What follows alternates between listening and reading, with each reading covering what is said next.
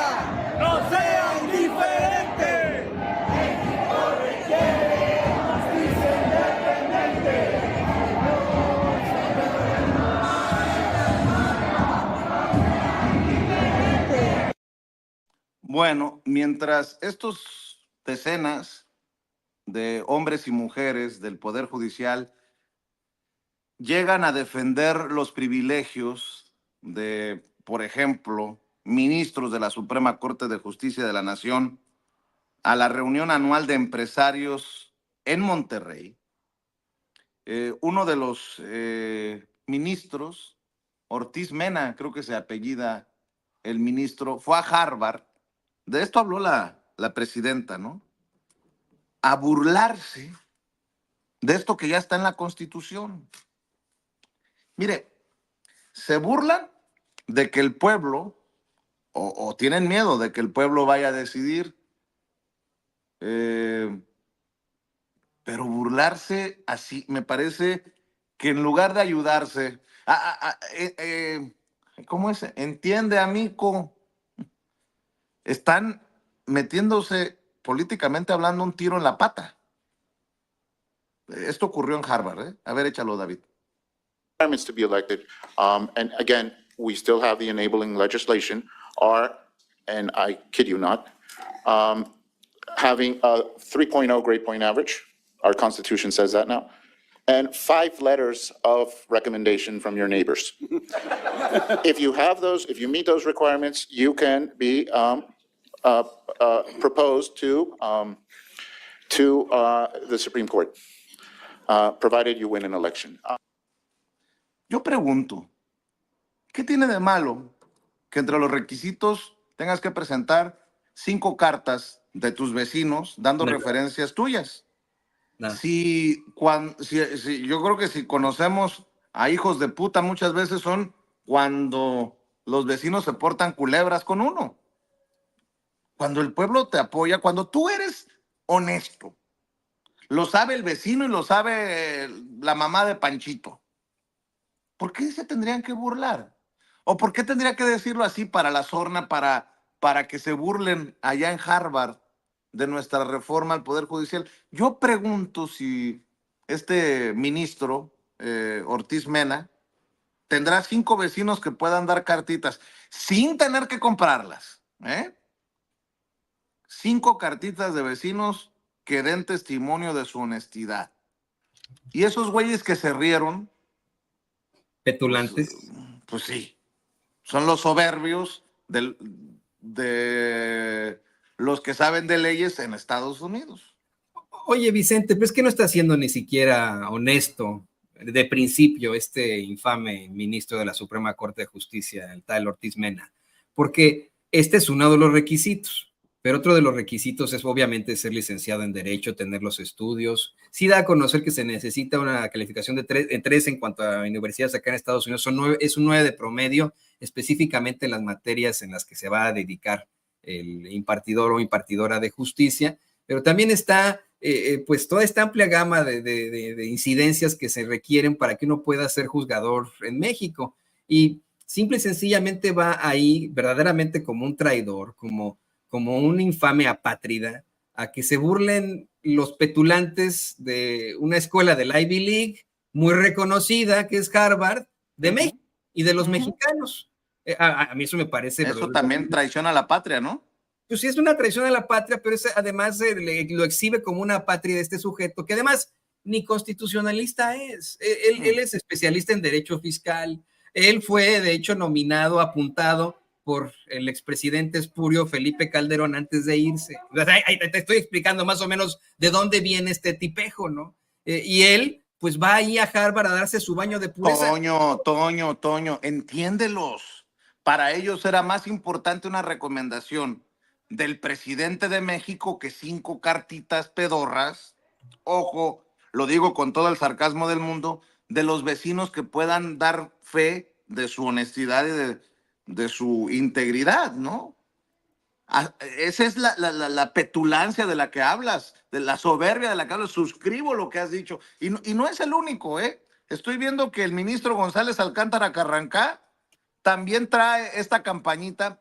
Yo soy muy mal pensado. ¿Será que la campaña de desacato de la presidencia a las órdenes judiciales y que pueden llegar hasta el Ministerio Público salió de la oficina de la ministra presidenta de la Suprema Corte de Justicia de la Nación, Norma Piña, o de algunos de estos cabrones? Vea y escuche. Cuando hablamos de un orden constitucional, no decimos otra cosa más que estamos jugando conforme a ciertas reglas, que existen árbitros que nos indican los límites de nuestra conducta y que tenemos la obligación de acatarlos. Pensar que un gobierno electo democráticamente, es incapaz de traspasar esos límites, de violar esas reglas, es desconocer nuestra historia. En un Estado constitucional, la función más valiosa de la judicatura es precisamente la de proteger al pueblo frente a su gobierno. Pero no nos contraargumentarán si el gobierno es la representación del pueblo. ¿Se trata acaso de proteger al pueblo de sí mismo? Es tan poca la fe que depositamos en nuestra capacidad de autodeterminarnos. Habrá quienes defiendan esas posturas, pero yo me inclino a rechazarlas como un paternalismo o un matriarcado anacrónico. No se trata ciertamente de proteger al pueblo de sí mismo. La falacia está en otro lado. Está en la concepción errónea y peligrosa de que una persona, o 100 o 500, al representar al pueblo, son capaces de encarnar su voluntad, de canalizar su voz como si fuera una sola, de ofrecer soluciones como si fueran las únicas aceptables. El pueblo no tiene una sola voz, no es solamente una persona, como tampoco solo un sector más numeroso o el más estridente o el más favorecido. El pueblo es cada una de las personas que lo comprenden, con sus propios proyectos, intereses, anhelos y aspiraciones. Es la madre que lucha para sacar adelante a sus hijos. Es el empleado que ha sido explotado por su patrón. Es la comunidad cuyo ambiente se encuentra en peligro.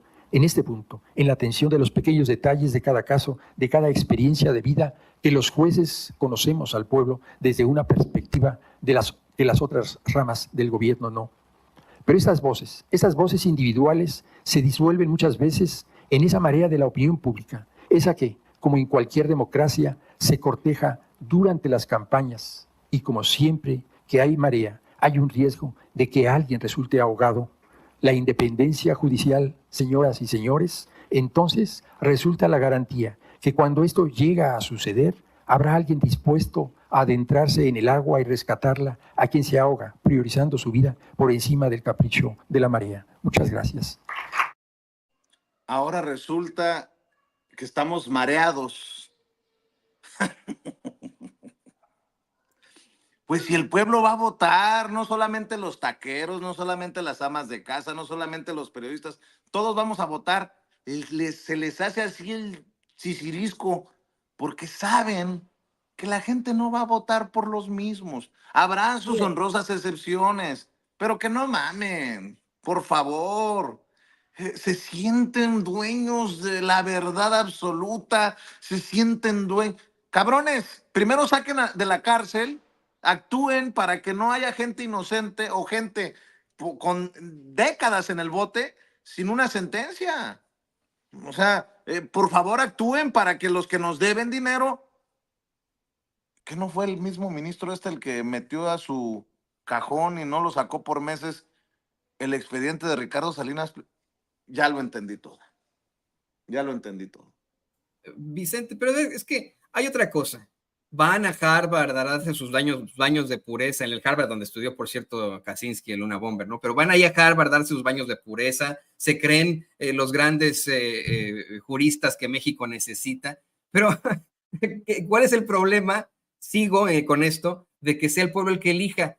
Le compartí hace ratito a don David mi boleta, la boleta que voy a utilizar yo para votar en las elecciones este año, elecciones tanto para presidente como para pues todo lo que se tenga que elegir aquí en el distrito donde yo estoy, aquí en Kansas City, y le mostraba que hay una cantidad impresionantes de jueces a los que yo voy a elegir en esta elección. Mira, vote on each judge, vote por cada juez, ¿no? Están los jueces de la Suprema Corte de Justicia de Missouri, son varios, ¿no?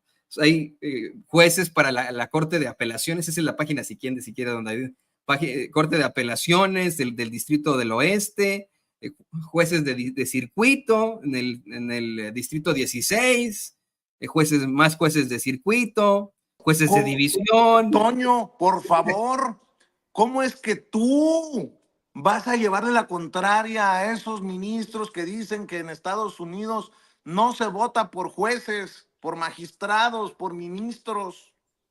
Por favor, Toño, relájate. Pero a ver, saca otra vez la lista. Ahí está, mira, ahí está. Fíjate, o sea, es que son varias páginas. Es la página 5, 6, 7, 8, página 5, 6, 7 y 8 de puros votos de jueces.